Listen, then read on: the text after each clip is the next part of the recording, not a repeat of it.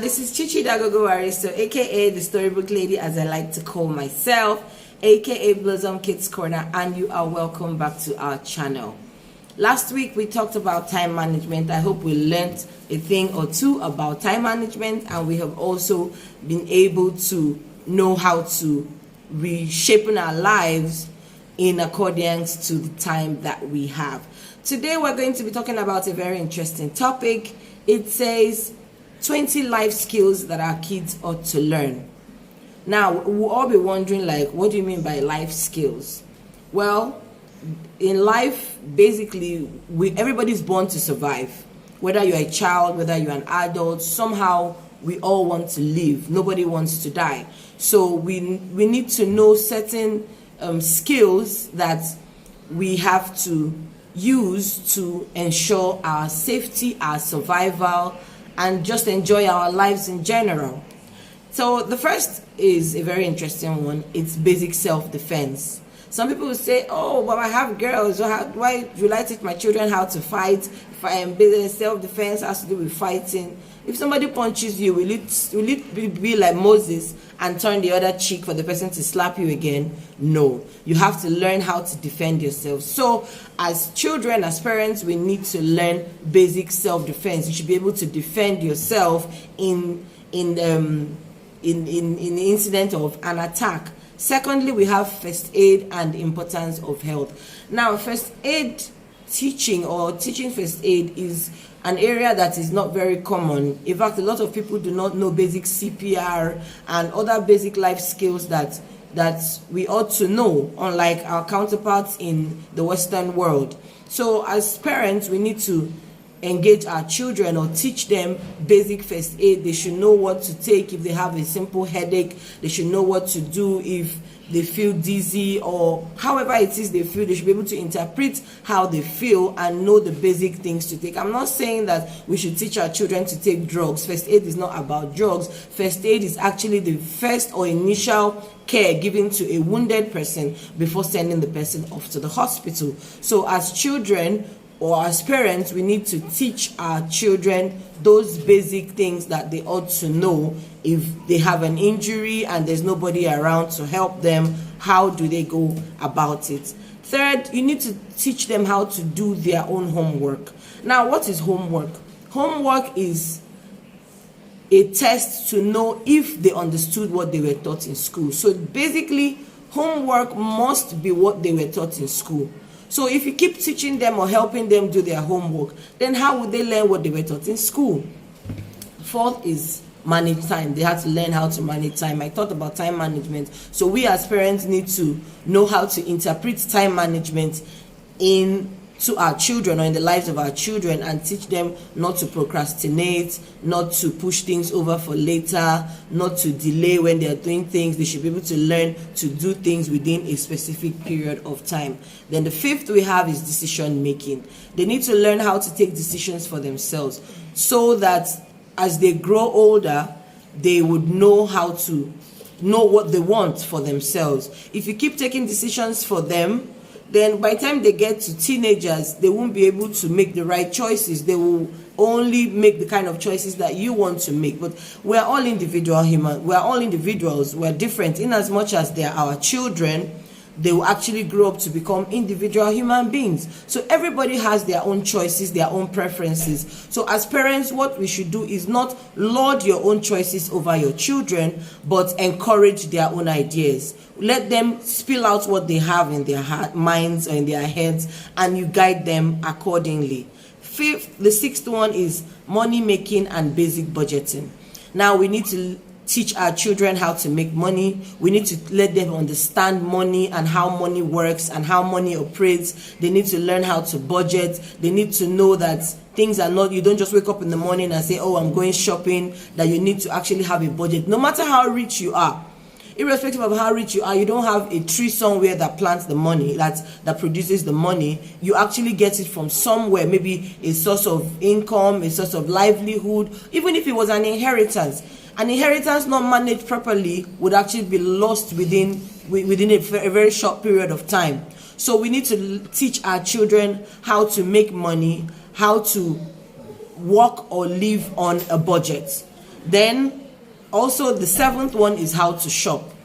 Now children should not just say, oh mommy, I want this toy. They should be able to know that, they should be able to weigh the options. Is this toy based? Is it necessary? What will you gain, or what knowledge, or what skill will you learn from playing with this particular toy? So they should learn how to shop constructively and not just going into a shop. Definitely it's a shop. So they have to really put attractive things there to get to attract you. So you need to know how to streamline your ideas or your needs and your wants, so that you only shop the basic things that you need. Involve them in simple cooking.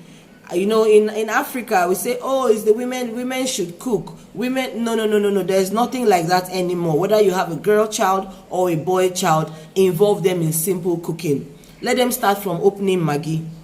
Let them start from learning how to put salt in food. If you want to fry plantain, you call them, okay, sprinkle salt. For the boy, let them open Maggi. Let them learn how to pick leaves. Let them learn how to do those little simple basic things in the kitchen.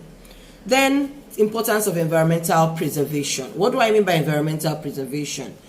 They shouldn't just go about, maybe they see a tree or a plant, they pick it, they cut it. No, that tree or that plant is actually a major source of oxygen, and also takes away the carbon dioxide that we exhale. So they should understand that the trees or the plants out there is actually giving us something and taking away something that we don't need. And if they understand it that way, they'll learn to preserve our environment. They won't just throw trash anywhere. They will know that whenever they finish using something, they need to put it in the trash bin. Not just littering the environment or making a mess, and they'll be like, no. They should know that they need to learn to preserve the environment. Then the 10th we have is to learn to finish their task independently. This has to do with helicopter parenting. You don't keep going around them. If you give them a task, allow them to finish it, even though they didn't do it well. I have that incident in my house where sometimes my children do dishes and they'll tell you, oh mommy, I'm done, and you go to the sink and you see that some of the plates still have oil stains on them. At least you allow them to do it to the best of their knowledge, and then you can now call them back to correct them or teach them or show them where they made a mistake. That way they will learn to do it on their own the next time and do it better, because now they did it the way they felt was right, and then you are now helping to correct them. Okay. Then we have the 11th one is how to interact with people. So many children are shy. So many parents say, no, my children don't talk to strangers. Yes, your children shouldn't talk to strangers, but they should learn how to interact. When they go to a party, they shouldn't just sit at the corner. They should learn how to mingle, make friends, because the world is really a global village. And you cannot make it by being on your own. Everybody needs the help of everybody, no matter how small. You need the help of the gate man to open the gate for you. You need the help of a cleaner to clean your office for you. So irrespective of how low you think they are to you, you need their help one way or another. So you should learn to teach your children how to interact with people irrespective of their economic status, irrespective of their financial status. They should learn how to interact with those who they feel they are better than, and those who they see as better than them.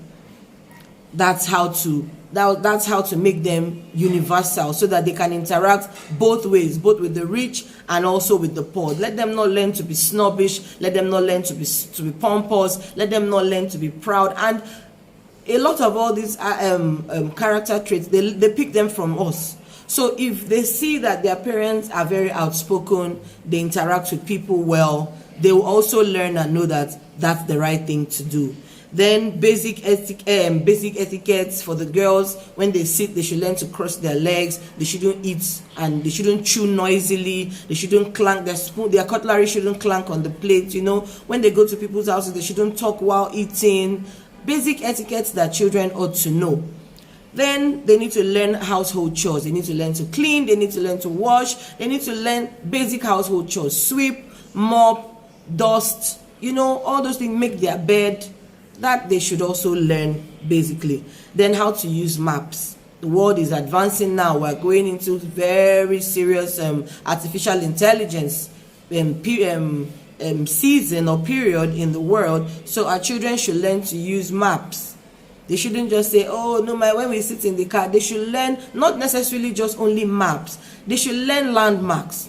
When they are in the car, they should be observant of where they are. They should know their route, their basic or everyday routes to school. They should know like 2 or 3 routes to certain places. Okay, we can pass this place, we'll get to that place. We can pass this other road, we'll get to that place. They should be able to be aware of their environment. When they are on the road, they should learn basic landmarks so that even if peradventure they get lost or something takes them to that place, they will remember and say, oh, I remember some years ago my mom brought me to this place.